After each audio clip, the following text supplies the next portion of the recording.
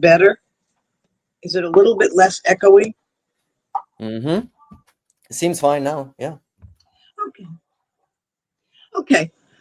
Yeah, earlier you were talking a little bit about Jonathan Peugeot, and there was also some back and forth between the screen and the chat about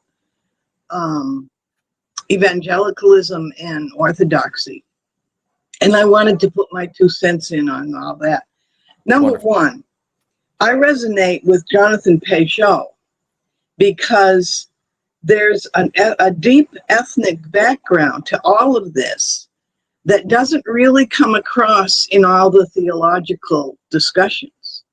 And I see Orthodox converts and even what you might call native Orthodox priests and so on speaking in social media, but they're adopting the model of what I guess you might call American neo-Protestantism to distinguish from Martin Luther and his original reformists back in the day.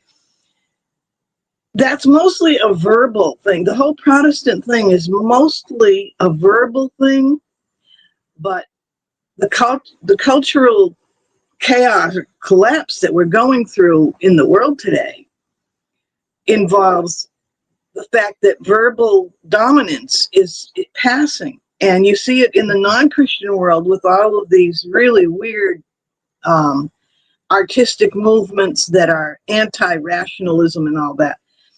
And so the drive into orthodoxy is what people don't really think about. The difference, okay? When America went all materialistic, really we became as materialistic as the Marxists, but we did it in the capitalist form. One of the first things that happened was the destruction of the parochial school system, not because of doctrine and religion, although that was always going to be part of the argument as to why it happened. What was really going on was the destruction of alternative cultural language, because every parochial school in America taught a separate language of its own ethnic group and then in English. We had a half day in French and a half day in English in my school. Now, in the French half of the day, that's where we learned religion. We didn't talk about it with the teachers who were teaching mathematics and reading and everything else. We also learned reading among the French. We learned our religion. We learned art, mostly from the French teachers, the ones who were majoring in the French. And I think, I don't know for sure, but from what I understand among my friends, I had friends who went to the parochial school of the Polish parish. They did something similar. So the culture of the ethnic group was maintained separately from the Anglo.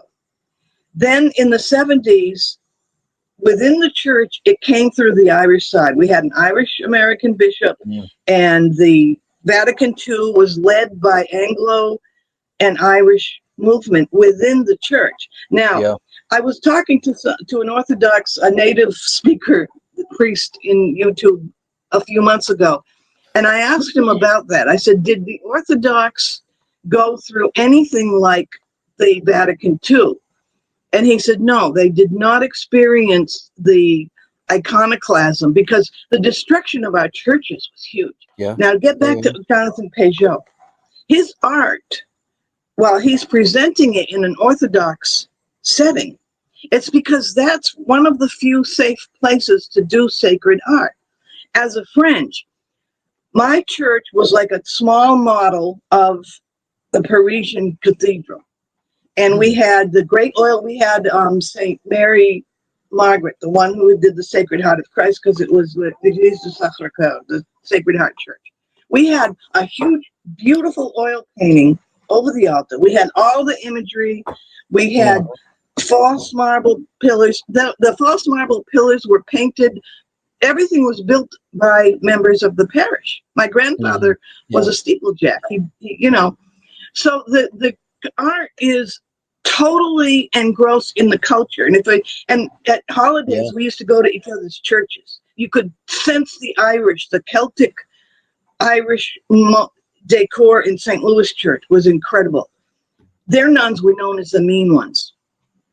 Our nuns were called communists because they were love and peace, and during the anti-war movement, we were all into that.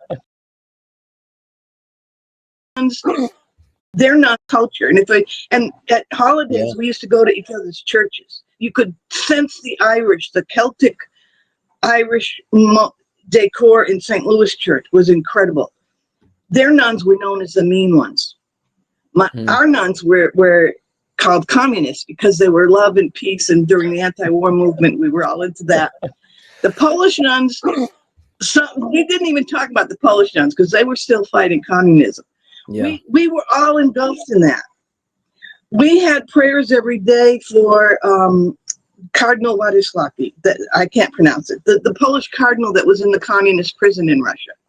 Okay. Now, what happened was the Orthodox Church, when communism took over in the communist world, and then in the Western world, capitalist materialism, and I don't want to sound like a Marxist, but it's a fact that we became materialist, even though it was more Marx capitalist. was completely right about that. So yeah, he came from a bad direction, but he knew what he was looking at.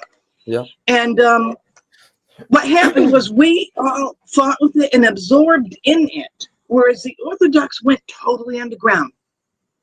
Yeah. You were either totally communist or you were gone. So the ones who survived preserved everything in an underground capsule, like a Noah's Ark of religion. So now they're coming out, but they're coming out into this post-materialist world. And getting back to Peugeot again, I love him because it's like family. Most of that part of my family is gone. I mean, the older ones have all gone ahead of me, as they should, because I am 72. And like French Catholic side, you mean? Yeah, country. Yeah. But the thing is, it's also part of the reason why Orthodox don't go for evangelism is that the faith is your whole culture. So when a young man in America today goes into the Orthodox faith and comes out evangelizing for it, it's because he can't bring his whole family in terms of his extended family and parents with him, not easily. And even if he does, then they're just going to bring the Protestant, neo-Protestant, Novus Ordo Catholic thing with them. So it's a real struggle. And